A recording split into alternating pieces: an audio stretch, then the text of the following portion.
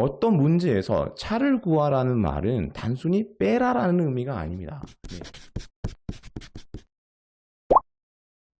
여러분 안녕하세요. 아빠쌤입니다. 오늘 시간부터 선생님과 함께 초등수학 전과정의 개념을 알아보는 시간을 갖도록 할 건데요. 선생님 수업을 쭉 듣다 보면 어느새 초등수학을 마스터한 여러분의 모습을 발견할 수 있을 거라고 생각을 합니다.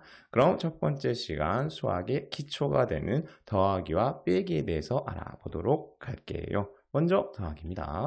자, 더하기 기호는 이렇게 생겼죠. 그리고 이 더하기 기호를 이용해서 식을 하나 써주면 이렇게 되겠습니다. 그리고 이 식은 4 더하기 5는 9입니다. 라고 읽죠. 그리고 이 식의 의미는 이렇게 되겠습니다. 4개, 5개를 더하면 9개가 됩니다.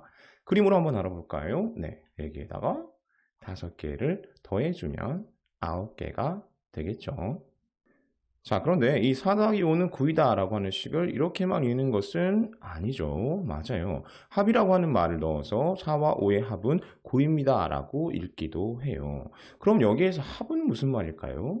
네, 합은 한자인데요. 그 뜻과 의미를 살펴보면 합할 합 또는 모을 합이다 라고 하는 것을 알 수 있습니다. 그래서 4와 5의 합은 9입니다 라고 하는 말을 좀 더 쉽게 풀어서 보면 이렇게 되겠습니다. 4개와 5개를 모으면 9개가 됩니다. 라고 말이죠. 그림으로 나타내 보면 이렇게 되겠네요. 4개와 5개를 모아주면 9개가 됩니다. 자, 어때요, 여러분? 정말 쉽죠? 맞아요. 초등학교 1학년 때 배운 내용이기 때문에 이게 어려우면 조금 문제가 있는 겁니다. 그럼 다음으로 빼기로 넘어가 보도록 할게요.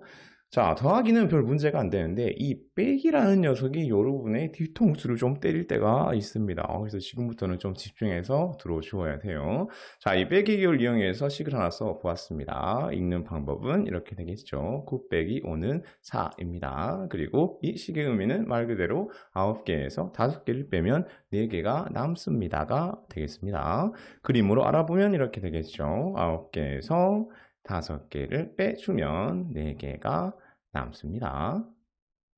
자, 그리고 이 빼기도 더하기와 마찬가지로 읽는 방법이 하나가 더 존재하죠. 그것은 이겁니다. 9와 5의 차는 4입니다.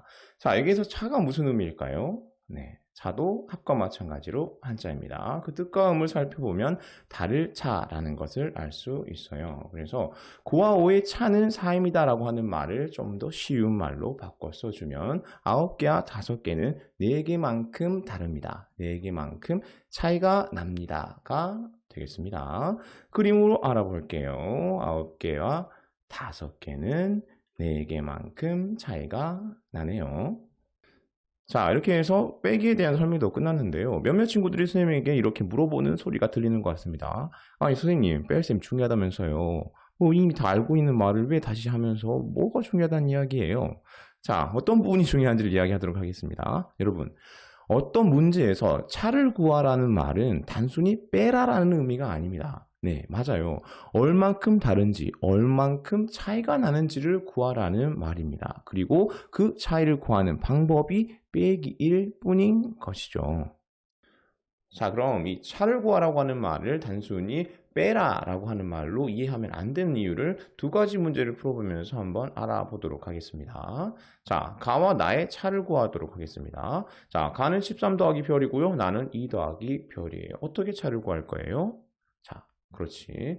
별에서 별을 뺀다라고 생각할 수도 있겠지만 별은 가와 나 모두에게 더해져 있기 때문에 차이를 만들어내지 않죠. 그래서 이 별을 무시하고 13에서 2를 빼서 가와 나의 차이를 구해주게 되겠습니다.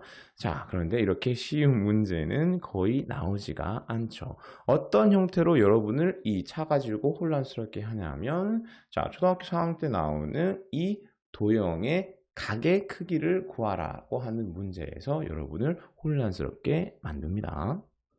자, 그럼 먼저 차를 단순히 뺀다라고만 생각하는 친구가 문제를 어떻게 푸는지 그리고 어떤 어려움에 직면하게 되는지를 보여주도록 하겠습니다. 기억과 니은의 차를 구하라고 했기 때문에 일단 기억과 니은을 구해야 되겠죠. 기억 각도와 니은의 각도의 값을 구해야 됩니다. 그래서 기억을 먼저 구합니다. 삼각형의 세각의 크기의 합은 180도이기 때문에 180도에서 가장 먼저 25도를 빼주고 또 30도를 빼주고 이름 모를 이 각을 별표라고 해놓고 이 별도 빼주게 되겠습니다. 그런데 어마어마한 문제에 직면하게 되죠. 맞습니다. 아무리 생각해봐도 이 별 표시해 놓은 각도의 크기를 알 수가 없는 거예요.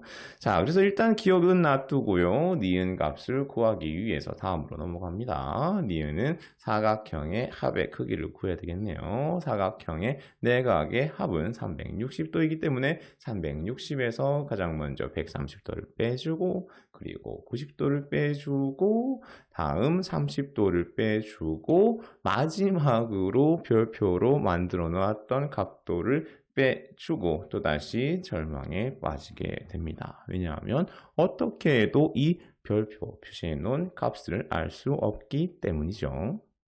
째깍째깍 시간은 흘러가고요. 별의 각도를 구하기 위해서 열심히 생각을 해봅니다. 그리고 내가 문제를 푼 방법이 잘못되었나 다시 한번 생각해보고 또 기억으로 돌아가서 기억의 값을 구하려고 해보고 이렇게 저렇게 해보다가 안 되겠구나 해서 다음 문제로 넘어가게 됩니다.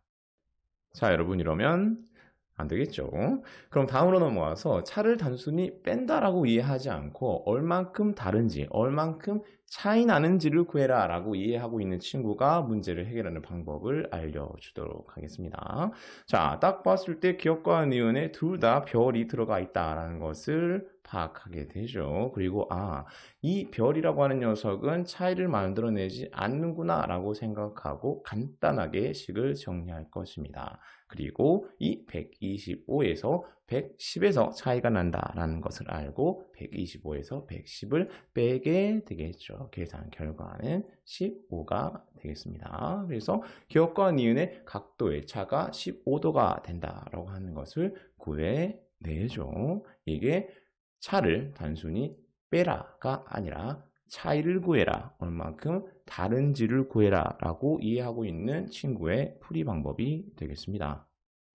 물론 별을 저 각으로 하지 않고 이 각으로 해서 문제를 해결해도 계산 결과는 똑같이 나옵니다. 근데 이 막곡지각이라고 하는 개념이 중학교 때 배우는 개념이어서 선생님이 따로 설명을 하지는 않을게요.